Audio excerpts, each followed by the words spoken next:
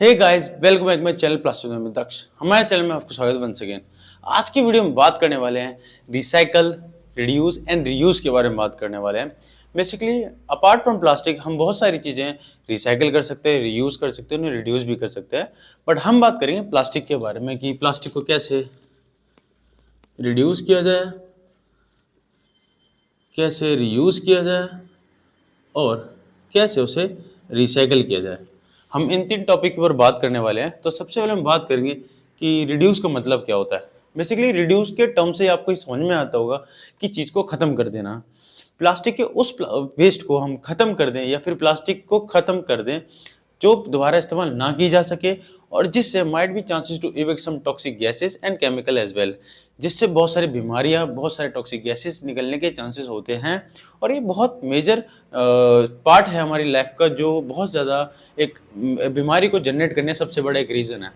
जैसे कि प्लास्टिक को डायरेक्टली ख़त्म कर देना, रिड्यूस कर देना इनडायरेक्ट वे में और इरेगुलर फॉर्म में, जैसे कि उनका जलाना, लैंड फिलिंग कर देना या उधर उधर गाड़ देना, या फिर डेब्रिस को क्रिएट कर देना, जैसे कि इधर उधर पहाड़ों के चट्टानें खड़ी कर देना प्लास्टिक वेस्ट की। तो ये सारी चीज़ें हैं जिससे हम प्लास्टिक को रिड्यूस कर देते हैं, बट इरेगुलर फॉर्म में, जिससे बहुत सारी बीमारी जनरेट होती है। बेसिकली प्लास्टिक की अभी ऐसी कोई टेक्नोलॉजी नहीं बनी है जो प्लास्टिक को कम्प्लीटली रिड्यूस कर दे विदाउट एनी हार्मफुल गैसेस और इन सबको इविक्ट करे बिना। तो प्लास्टिक को रिड्यूस करने का या फिर प्लास्टिक का वेस्ट को ख़त्म करने का एक टेम्परेरी फेज है जो लोकली हम लोग करते हैं। हम प्लास्टिक के कचरे को नॉर्मली जला देते हैं, जिससे बहुत सारी बीमारी जनरेट होती है और एक टेम्परेरी वे के लिए हम प्लास्टिक को रिड्यूस कर देते हैं। बट वो बहुत नेगेटिव पॉइंट है हमारे इन्वायरमेंट के लिए और हमारी बॉडी के लिए एज वेल एज। अब बात करते हैं कि रीयूज का मतलब क्या होता है। रीयूज का मतलब, देखिए, रीयूज का टर्म्स का मतलब ही आपको समझ में आ रहा हो कि रीयूज, उसे दोबारा इस्तेमाल करना।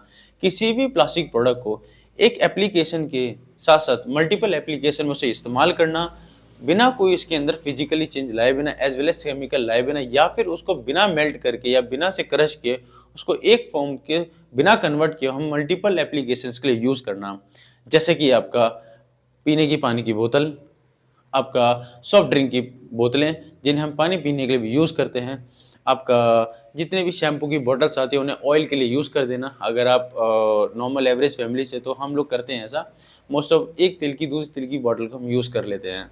या फिर आपका पेंट की जितनी बाल्टी होती हैं उनको हम नहाने के लिए इस्तेमाल कर लेते हैं। सबसे बेसिक एक यूनिक एग्जांपल है कि कैसे हम किसी भी प्रोडक्ट को बिना डिस्ट्रॉय करे बिना या फिर बिना उसकी फिजिकल चेंजेस लाए बिना हम कैसे उसे रीयूज कर सकते हैं।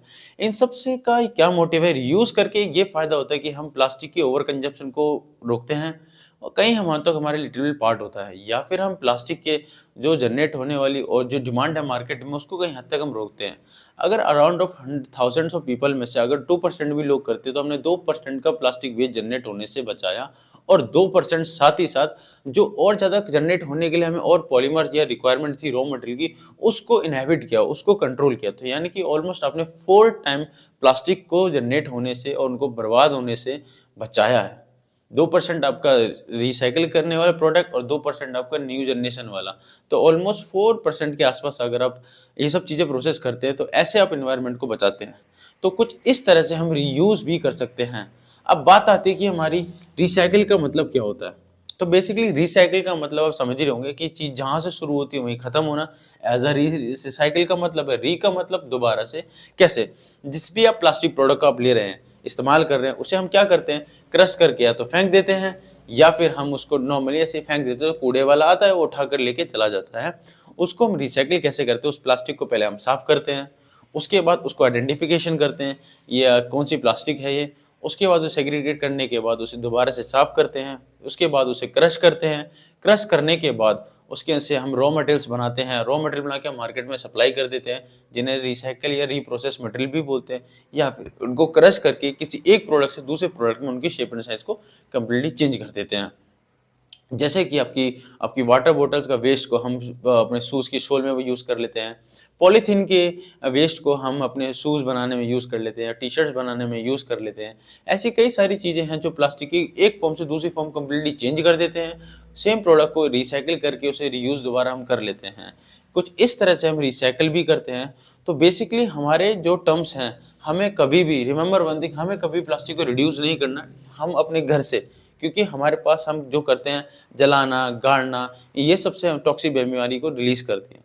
तो रिक्वेस्ट है आपसे, आई होप आपको समझ में आया कि रिसाइकल, रीयूज, रिड्यूस का मतलब क्या होता है। तो इम्प्लीमेंट करिए आप अपने अंदर और अपने एनवायरनमेंट को बचिए, फ्यूचर जनरेशन को। Be happy by using plastic.